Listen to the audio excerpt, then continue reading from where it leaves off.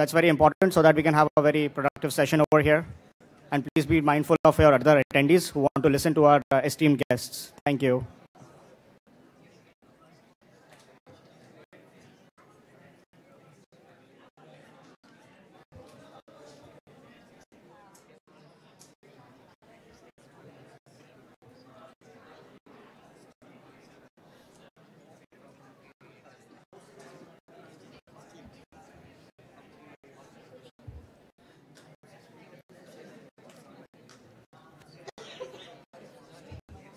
Good evening, ladies and gentlemen. Good evening. My name is Ekansh Agarwal. I'm a co-chair at India Conference 2018, and I welcome you all to be here this evening to attend this wonderful session. Today, in this session, we have Mr. Ajay Bhushan Pandey, who is the CEO of UIDAI, Unique Identification Authority of India. And we have Mr. Keshav Murugesh, who is the Group CEO of WNS Global Services, a $2 billion BPM company, business process management company based out of Mumbai. I would be passing on the baton to Mr. Murugesh to introduce our esteemed guest, Mr. Ajay Bhushan Pandey. Thank you. Thank you, Ekansh. So let's settle in. Well, a journey of 7 arduous years trying to make a government-run initiative successful. Outcome, 1.19 billion Aadhaar cards issued. Every 6th person on this planet has an Aadhaar number. I'm really delighted to introduce the CEO of the Unique Identification Authority of India, Dr. Ajay Bhushan Pandey, who oversees one of the largest, most complex, and most high-profile projects in the world, the Aadhaar biometric-based identity system for Indian citizens. Dr. Pandey, who was elevated to the position of UIDAI's CEO in July 2016, has been working with the agency since 2010. Last September, he was given additional charge of Chairman GST Network, the IT backbone and portal for the goods and services tax registration and returns filing. And IAS officer of the Maharashtra cadre from the 1984 batch. He has over 30 years of experience in various state and central government positions. Dr. Pandey joined the civil services after graduating from IIT Kanpur in electrical engineering. As a technocrat in the mid-90s, he realized that information technology would play a big role in governance in India. In 1998, he took a sabbatical to join a master's program in computer sciences at the University of Minnesota.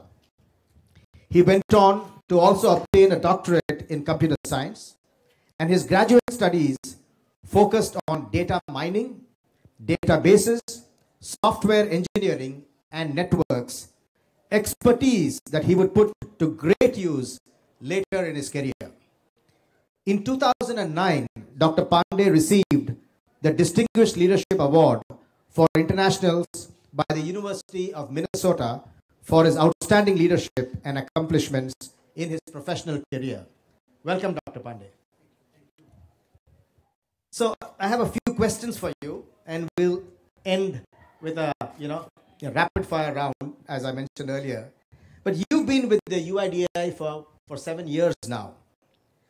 Tell us a little bit about the milestones that have now been achieved by your agency. Let me explain to you the context in which this Aadhaar program was brought in. Go back in time in 2009-10. What was the situation in India?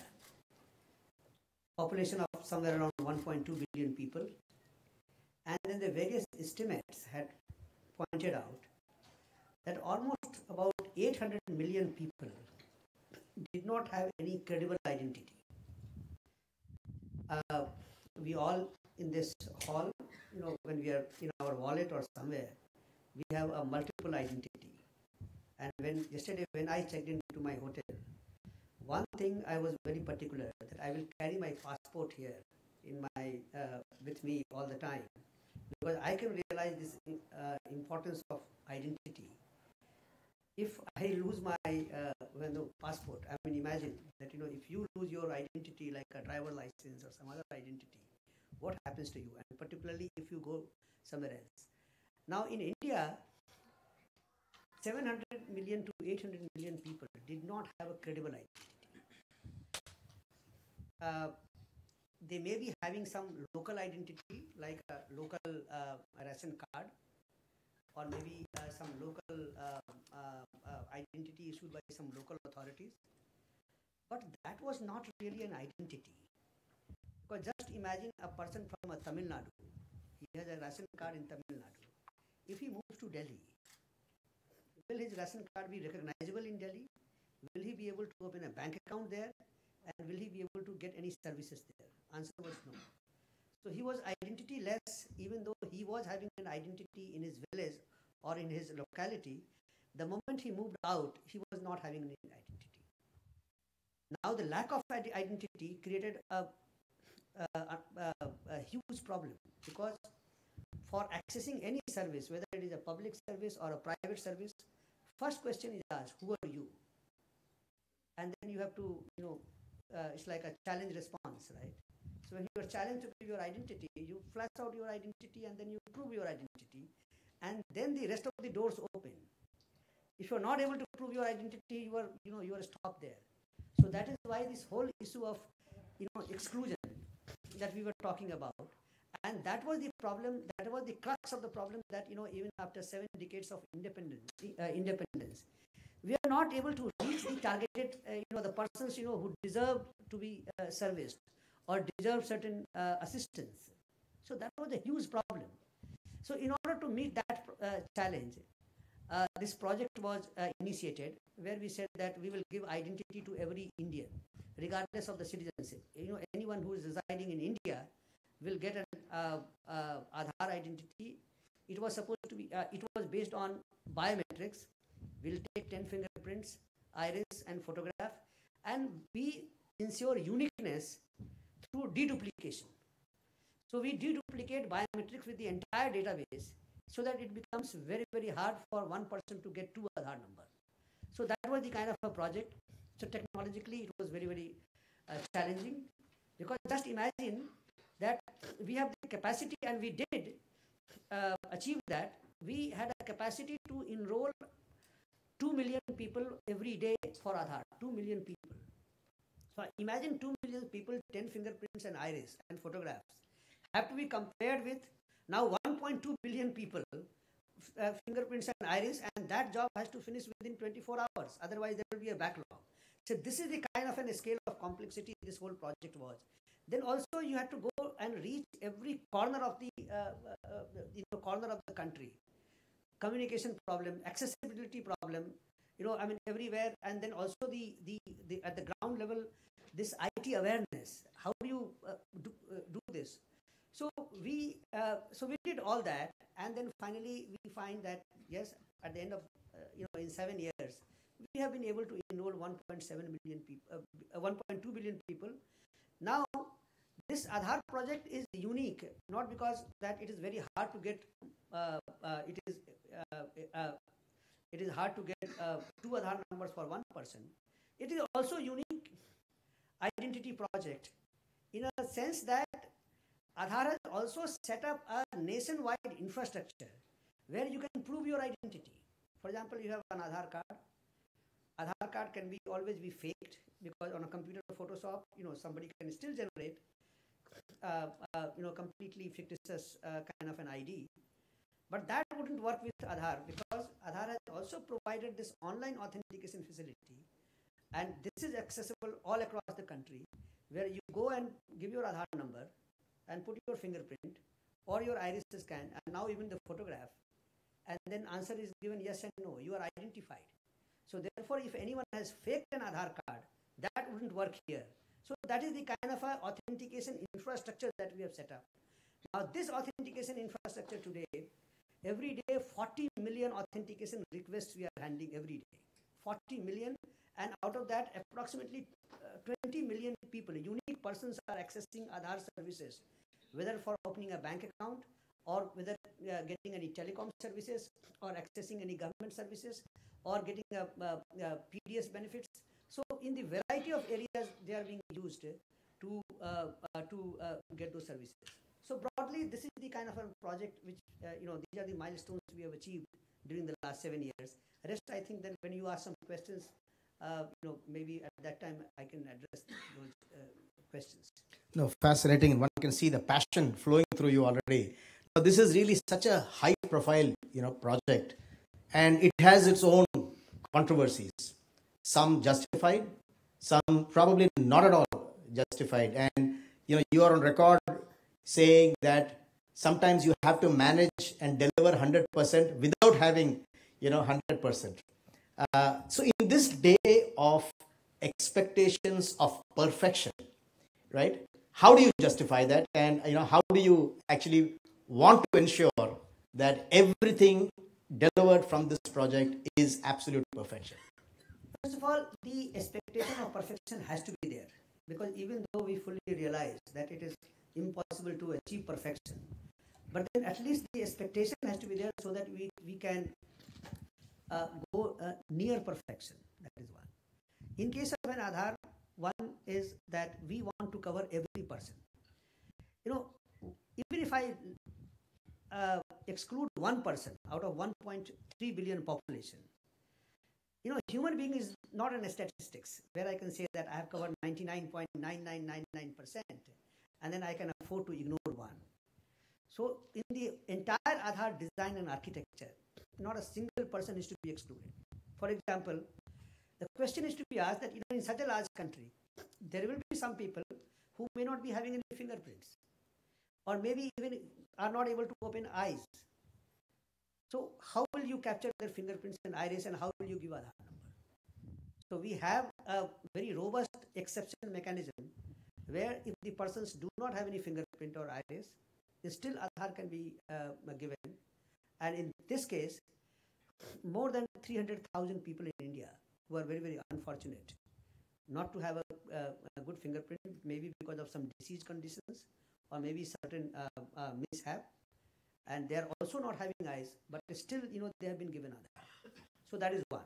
Secondly, after getting an Aadhaar number, now if you have to use your Aadhaar for accessing service, again the same our philosophy that not one person be denied, because we often hear reports in the media that because of Aadhaar some denial took place, somebody died of something happened. Now the design, our philosophy, and as well as the statute, that the Aadhaar law, it provides that not one person be denied. It has been clearly been provided in our system that if supposing somebody is not able to authenticate himself, maybe because of technical failure, maybe because his fingerprint may have worn out now, then he has to be given service based on the alternate mode of identification, and appropriate record keepings and other things have to take place. So that's how you reach perfection, because unless and until you make a system which can cater to 100% people, you will never you will not succeed. You can't treat a human being or the fellow countryman as a statistics, right? That all right, I am able to cover 1.29 billion, but then maybe 10, 12, 100 people, if they suffer, then it's all right. No, I mean, we have to ensure that not one person suffers. So that brings me to the next question. You are sitting on the data of 1.29 billion Indians. So what keeps you awake at night? I mean, this is in fact, we have, first of all, let's understand what kind of data we have. We have data of 1.2 billion people, their demographics and fingerprints, and their authentication records. Now, these are very, very sensitive personal information, right? And we have to take every possible measure to ensure that these data are kept safe and secure. We are also aware that whenever you create a project of this kind, you become a subject of envy, and then subject of attack from the various parties, and therefore you have to be extremely careful and sensitive, and to protect your data, right? So every day, I wait for, I'm always concerned that, some call will come and saying that, some incident has happened, and if it hasn't happened in the night, then maybe, some newspaper, or these days, these online magazines, they are quite, that way, little ahead of time, right, than the print media and then the television media. So they, in the morning, when I get up, the first thing that I find that, in my mobile phone, I have so many messages that, something has happened across the country. And then the next 2 hours, 3 hours, till I get ready for my office, is spent only on handling those issues which have come up during the night. So now this is a daily affair. I hope that, with time, I will find a better mechanism to deal with it, when the dust settles down.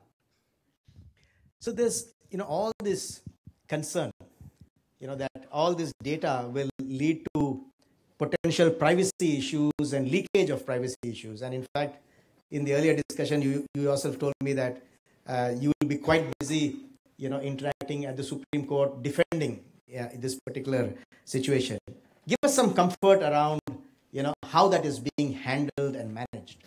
First of all, Aadhaar is one project, where this privacy is the, in case of Aadhaar protects privacy by design and also now by law. And let me explain to you. In 2009-10, when we were designing this project, that time in India, in the national debate, this privacy was not being talked as much as it is talked now. Right? That was the time when the people were talking about freedom of information, right to information. It was the other way around, right? Now, the people are talking about the privacy. In that time also, as it happens to any organization, whether it is a government or private, every organization is data hungry. When you ask somebody to fill up a form, have you ever wondered that, what kind of information is collected? For example, just recall that, you have to make an application for a SIM card in India. Just see the kind of information that they ask for, right? You want a telecom connection, right?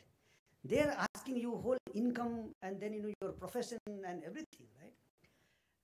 Because, they know that, this is the only opportunity that they have to get all the data from you, right? So they want to collect as much data as possible. Same thing was for the government department. Have you looked at the various applications for the various services? Like, for example, even passport, for example, or for birth certificate. Other day, it was very interesting. I was preparing for my case in the Supreme Court.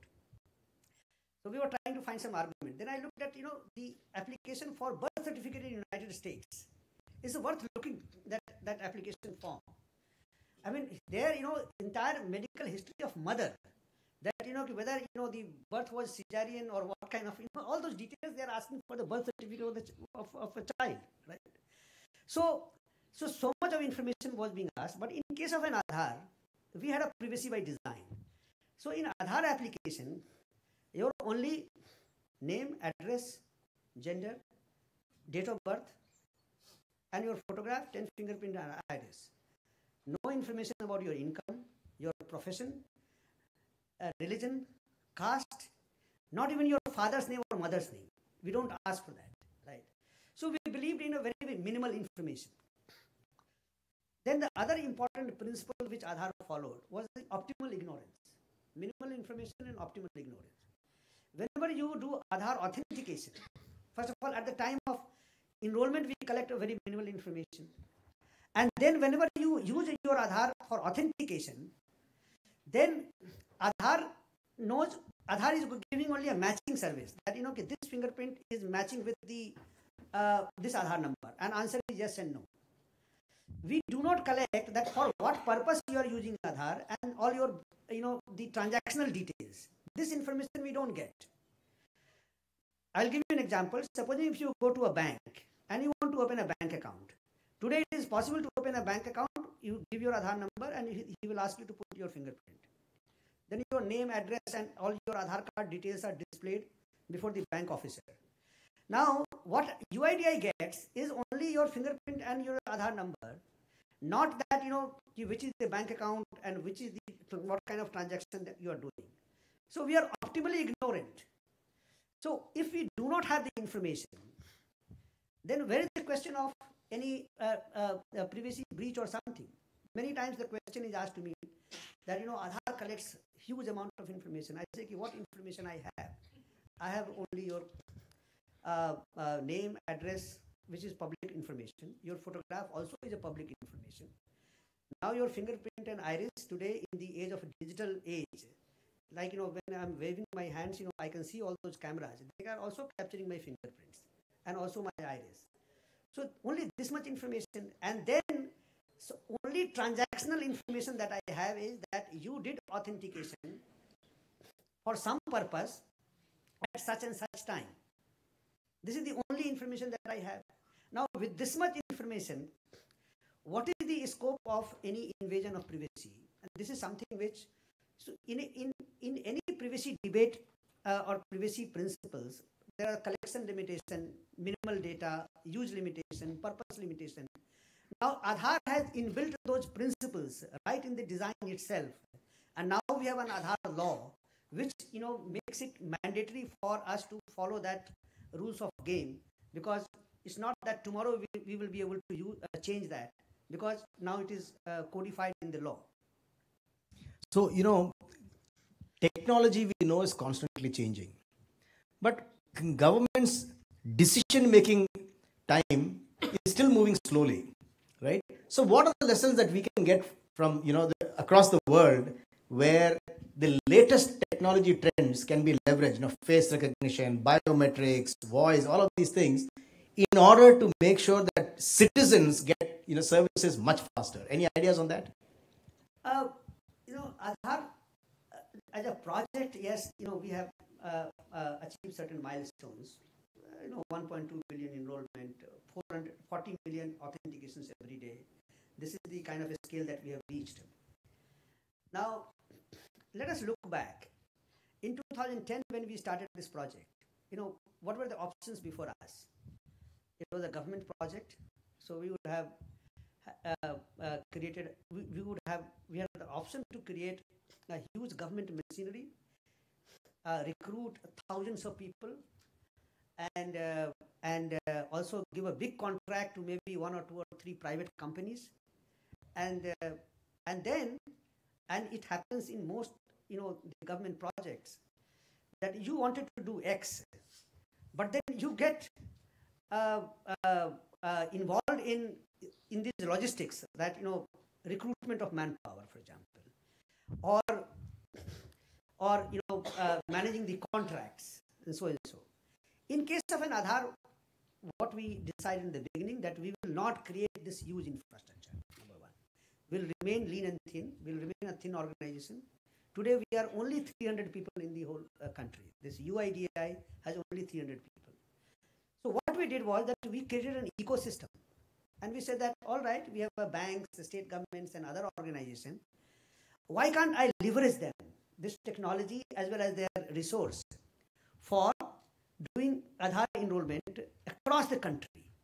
And then whoever is able to successfully enroll for Aadhaar, will pay him a certain sum of rupees for every successful enrollment. So overnight, we could create this whole enrollment system without going through these pains of recruitment and managing huge contract, and then scans, and then CVC, and all those 4 Cs that we have been hearing about. So without undergoing that kind of a situation. So this is one model which I personally feel that in any large government project now, the thinking has to change, the approach has to change. That if you have to do this, use technology, build an ecosystem. create standards. For example, we created a standards for standard software for enrollment, and it was made available to everyone. Now, for authentication, we have open APIs so that anyone can use it, right? So that it becomes a platform. So the whole approach should be that government should be a platform creator and platform enabler, and there, the whole ecosystem could be built, and then they should do this. Then only you will be able to scale. Otherwise, scale will always be a problem. So I think this is one lesson that we have learned, and hopefully this is the kind of a model, if it is replicated in other sectors, that would be quite useful. Very interesting. Yesterday I was asking a local citizen that if they lost their social security number card, how long it would take to get the new one. And he said 15 days. You should take great pride in the fact that in the case of Aadhaar, you just go online, use the OTP, and you get your replacement so quickly. So I think it's really transformational. I'm now going to move, to more leadership type questions. Aadhaar is someone's numerical identity. In your view, what is a person's real identity? It's a very philosophical question. Yeah, I know you're a philosopher. That's why I prepared this for you. No, it's a very, because all our ancestors, they still have not solved the problem that who am I, right? Who am I, right? But then yes, Aadhaar to some extent has given this physical world answer. I wouldn't say the spiritual answer, but then the physical world answer that yes, Aadhaar is not an identity. Actually, Aadhaar is an identification project. If you see UIDAI doesn't stand for Unique Identity Authority of India. It is a Unique Identification Authority of India. So everyone has a different identity at a different context. For example, if you are a taxpayer, then you have a PAN permanent account number is your identity. If you are a driver, if you want to drive a car, then you have a driver license. So you have a driver license. Or if you are a voter, then you have a voter ID. Or if you want a food benefits, then you have a ration card. So these are all different identities, right? But then those identity belongs to person X? How do you prove that? And that is the problem, that is why our country was suffering from this whole bogus duplicates and fakes. Because the people had PAN card, but then the person, who was possessing this PAN card could be bogus, could be fictitious, could be duplicates, right? And that was the problem where the massive amount of leakage, massive amount of tax evasion, money laundering, Benami properties, all those things were taking place. Now, once, through this unique identification, that is through this biometric, if you are able to pin down and then say that, who you are, right? Or who am I, right?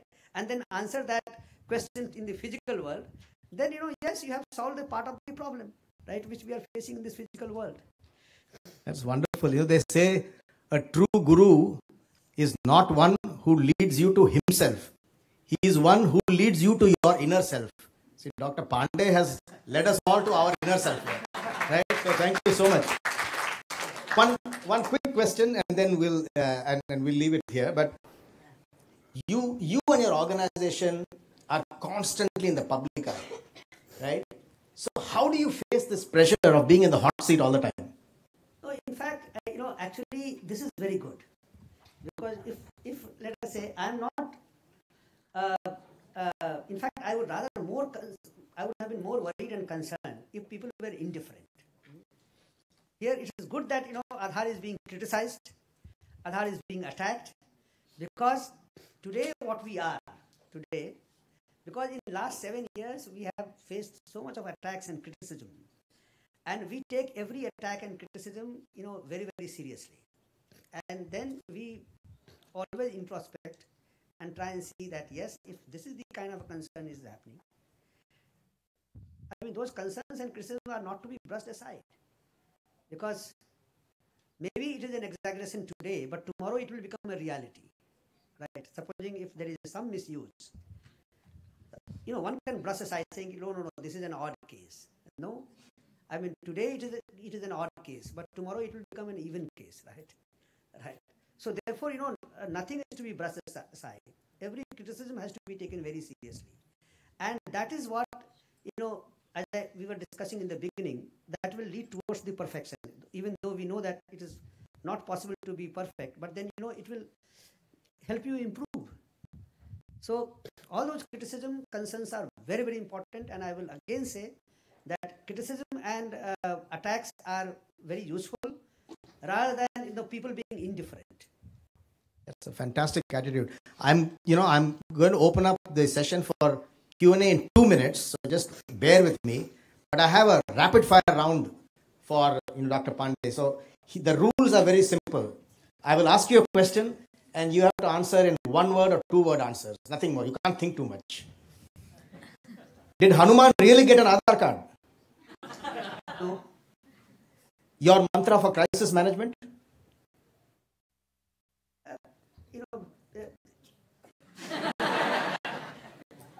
I mean, this is you have to be, focused on your task. Great. That's a great answer. India's greatest technology visionary, and cannot be you. There are many people, right? You have to name one. No, I think I'll let this question pass. Okay. That's also a good answer. Must have quality in a leader. The leader is somebody, who puts himself in the shoes of the person who is on the other side. Right? Excellent. The strangest question anyone asked you about Aadhaar, and it can't be my first question on Hanuman. So this is really, because we hear so many strange questions.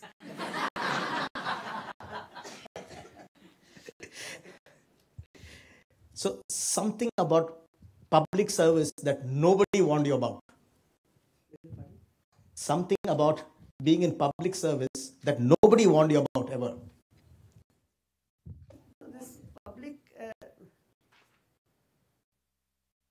This public service is a service where you have to, again, I'll say that you have to be focused. Right? Excellent. Work-life balance to you is what? No, the work-life balance is also very important, because otherwise you might get distracted. So this is very important. That's a great relief to hear, actually. 2-3 of the HBS students were asking me this about work-life balance yesterday, and I gave them a long lecture. And the very fact that I'm here today, yeah, this is also, I consider this as a work-life balance, because if you also try and make a distinction between work and life, then there is a question of balance, right? If your work and life, if you depends upon how you view it, right? So therefore, if you have a lesser balancing to do, then this is all right. Yeah, you have played it perfectly. You have merged your work and your life together, and you look so relaxed even now. So the Indian Babu, then and now. See, if you're talking about Aadhaar or to me, right? I'm asking you. Because you guys are transformational kind of leaders, what we are seeing now. So, in fact, I can see, I'll be very honest about, I see a lot of change in myself. I must admit that, this project, during the last 7 years, the amount of change that it has brought in my own attitude. And I wish that all my colleagues in the government, they also, could also see this change, and maybe many of them do accordingly. That will be wonderful. Final question. The experience of working with that visionary Nandan Nilekani. So it was, in fact, that was the one time where he brought in a very, very new method of thinking. When this whole project was being designed, there are many things which was quite not a very, very traditional way of doing things in the government, right? And it also, one was that doing it in a very, very non-traditional way, and also not brushing aside even a small thing, like, for example, a privacy that we talked about. Now, in 2009-10, when supposing, if we said that what is so great about the privacy, right? I mean, this is how many people in the government and also in the private sector think about it. Let's focus on the services. Let's focus on our business, right? Why should we worry so much, right? But then, unless and until you think have a longer term vision, you will not be able to go very far. Thank you. Ladies and gentlemen, you have the gentleman in the hot seat here. So any questions? We would only entertain 2 questions. We don't have time. It has to be very quick. One person from this side, one from that side. That's it. I'm so sorry. We are running out of time. After the session, you can ask outside. No, we chose him. Yeah, please come. Please. Thank you. Thank you for this opportunity. It was wonderful hearing you, and I understand it is a great work that the government of India has undertaken. My simple question is, there are 2 things. There are a lot of concerns among people about Aadhaar being made it mandatory to link it with your bank account and all those things. So that creates a concern among one's privacy and the information that they are sharing, because there are a lot of chances that it could be misused. Second, another question is that why Aadhaar is also not linked to the voter's ID card? In fact, I really wish that, yes, I was expecting this question from Murugesh, but then it would be good that you asked it. See, the people have concern that this Aadhaar, because it is being mandatorily linked to your PAN card, your SIM card, your bank account, your mutual fund, your insurance, and almost everything, will it lead to some kind of privacy violations? Or, go one step higher, will it lead to some surveillance state? Right. Supposing if there is a rogue leadership comes, then whether Big Brother will it become like an Orwellian state or 1984 kind of a scenario. Now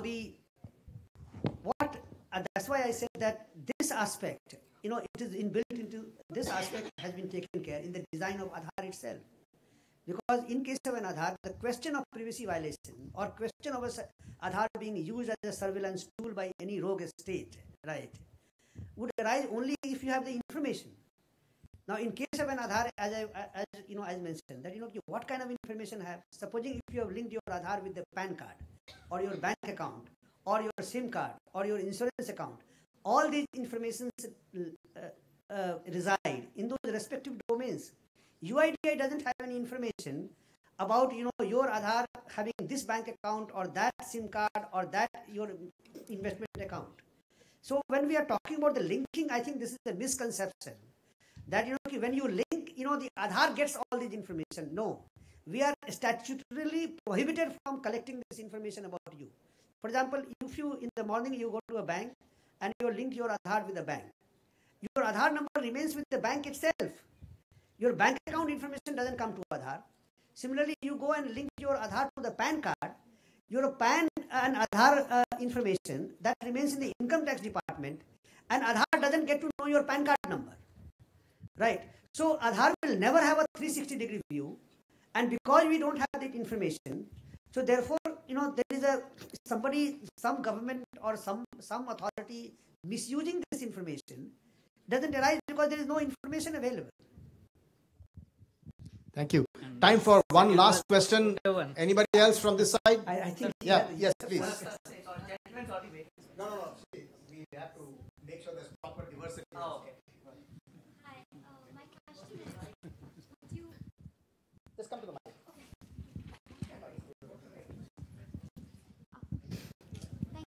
Thank you. So would you intend to use the fingerprint identification that you have used with the Criminal Justice Department and merge those two? Yeah, this is also a very good question. I mean, though it is very, very tempting to use this biometric of 1.2 billion people for the criminal investigation or criminal justice, again, in our design itself, we had said that we will not use it for any criminal investigation or criminal justice purposes. Now, Aadhaar law also now prohibits us and the government from being used Aadhaar information for any purpose other than Aadhaar generation and authentication, and not for any crime investigation. And then the reason is very simple. We don't want this Aadhaar information to be used for any purpose, because when we collected biometrics from the people, we have, we have given them assurance that, we will not use it for any other collateral purposes. So we don't use that. And I'll give you an example. During the past few years, the two very important events happens, and where we were tested on this. In one of the cases, CBI, I mean, many of you must be heard of this name, the Central Bureau of Investigation. They came to us with a request, saying that some crime has happened. Here are the chance fingerprints, and please come and tell us who did it, because we have biometrics. So they thought that it is very easy for them to solve the crime, and we refused. They brought an order from the court, and then we challenged that order in the Mumbai High Court. And Mumbai High Court also ordered us to comply to the request of the CBI. Against that order, we went to the Supreme Court. Imagine, we went to the Supreme Court and got a stay order from the Supreme Court, and that stay order is still continuing.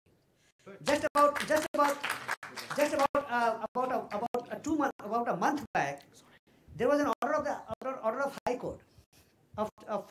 High Court of Madras. They had given us an order.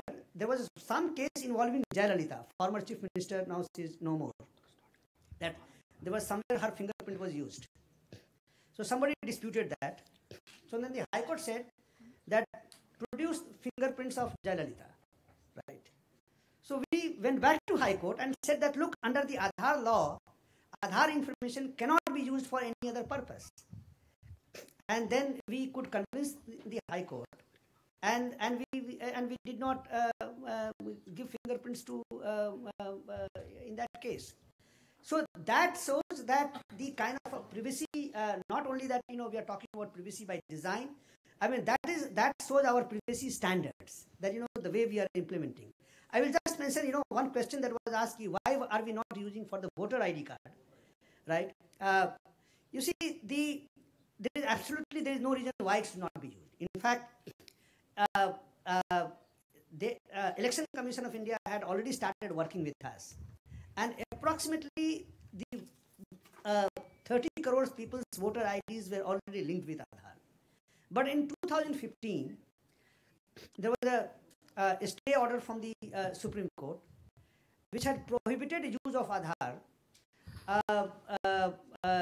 which had allowed the use of Aadhaar only in few schemes, like the PDS, LPG, and few welfare schemes, and prohibited the use of Aadhaar from the other schemes. In 2016, we brought in Aadhaar Act. Now, after Aadhaar Act, we are in discussion with Election Commission of India, and we are recommending to them that they must use Aadhaar, and hopefully one day they will use Aadhaar. So I don't see any problem from their side and our side. It's only a question of making an arrangement to roll out the whole program and use Aadhaar in the voter ID thing. Thank you very much. Any more questions for him? We can take it outside.